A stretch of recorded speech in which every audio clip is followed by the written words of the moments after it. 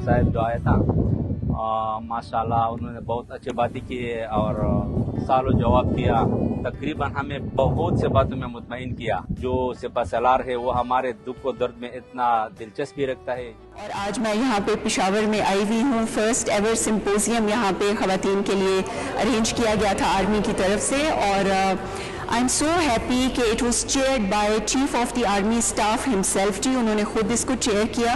और ना सिर्फ ये कि इसमें मुख्तलिफ शोबाए हाय से ताल्लुक़ रखने वाली मैं समझती हूँ सैकड़ों ख़वातीन की पार्टिसिपेशन थी, बल्कि chief of the army staff साहब ने अपने नहायत अपने मसरूफ़ टाइम में से क्वेश्चन एंड आंसर्स के लिए भी टाइम दिया। और no matter how hard the questions were, no matter किस तरह के भी सवालात, कैंडिड स्ट्रेट सवालात ख़वातीन ने हर किस्म के किए, and the way he responded was very very effective.